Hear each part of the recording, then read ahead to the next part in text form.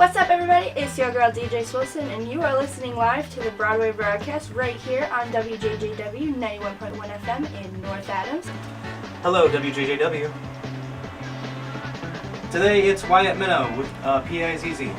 And that brings us to just about another half hour here on Punk Rock 101 on WJJW 91.1 FM North Adams. Just in case you're just tuning in, this is the sister show on WJJW. It is currently 1 o'clock, and they're listening to WJJW on 91.1 FM North Adams.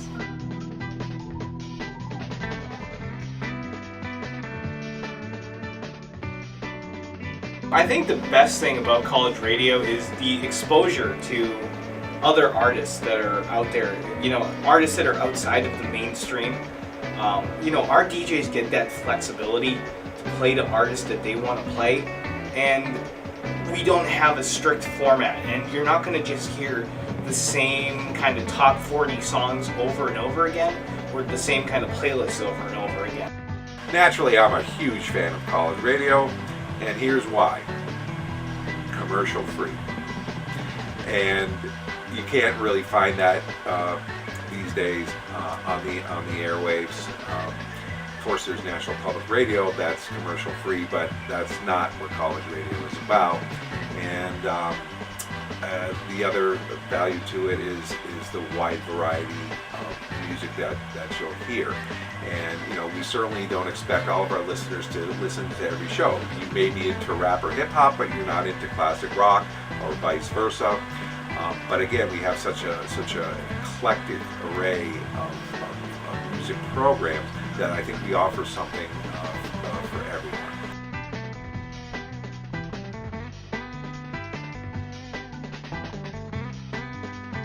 My show is the Broadway broadcast, and my DJ name is DJ Swilson, and I played 2 hours of show tunes. So. It was usually just playing I guess generally rock. It's kind of hard to describe. I play so many different bands. I play grunge, I play regular rock, I play classic 70s, 80s rock, I played alternative. I want to listen to metal today, so I'll play some metal, or I'll listen to some hard rock, I'll play some hard rock. I've been really into classic bands like AC/DC or Kiss. Let's play some AC/DC or Kiss. My show is Punk Rock 101, and I play a lot of different punk rock. Sometimes I stray into metal or hard rock or classic rock.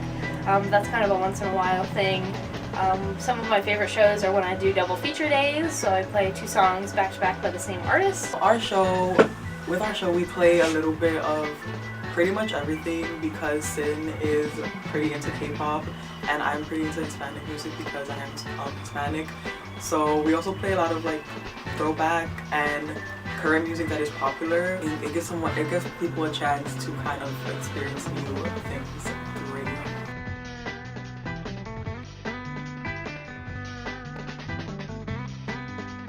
My responsibility as the president of this station is to, one, be the person who kind of takes all the, creative energy that's out there and channel it into something.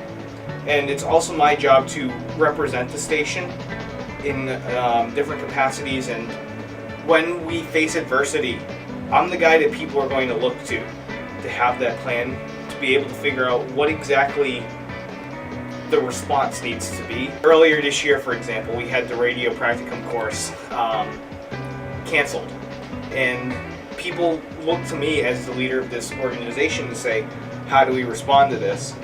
And I've got to figure out a way that not only gets our anger and frustration out there, but is also going to be effective at the same time, because you can stomp your feet all you want, but you can't exactly get anywhere by doing something like that. My new position as the vice president of the radio station, I'm very excited to take more of a leadership role.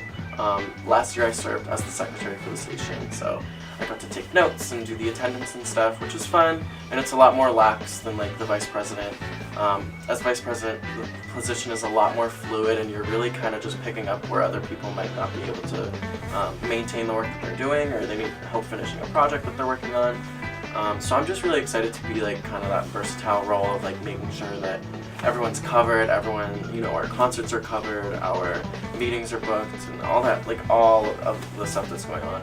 As advisor to WJJW, I'm responsible for, first of all, the FCC regulations and making sure that we comply with everything that we need to do, such as filing the quarterly reports online with the FCC, and things like that. I certainly get students to help me with that and make sure that they're aware of what they need to do regarding FCC matters. I help train new students on the equipment and FCC regs and give them some tips about how to do a good show as a DJ. I want to stress that the really important part about WJJW is that it's student run. It's governed by an elected student editorial board, and I basically provide advice.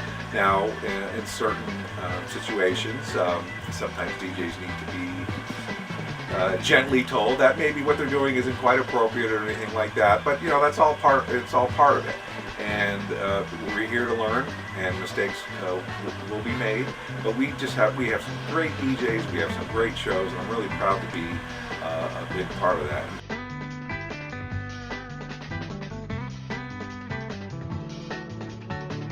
I would say don't be afraid to try something new. Like, being on the radio can seem intimidating, but once you start doing it and you get into it, it's really not a big deal.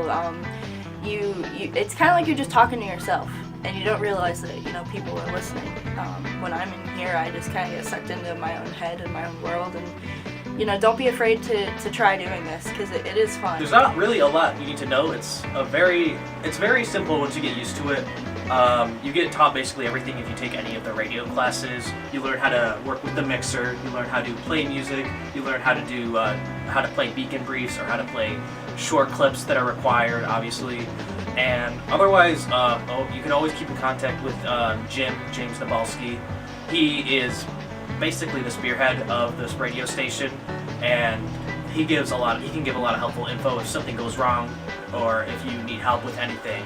Then it's really handy to just ask him, and he'll usually have an answer. I think number one would be, you're probably going to be really nervous your first show if it's your first time talking on the air, but you'll get used to it so fast. It's so fun, and I think one of those things is you realize there's not actually an audience, but in your subconscious, kind of like in your head, that there's people listening, but it's not intimidating as it would be like standing on a stage talking to people.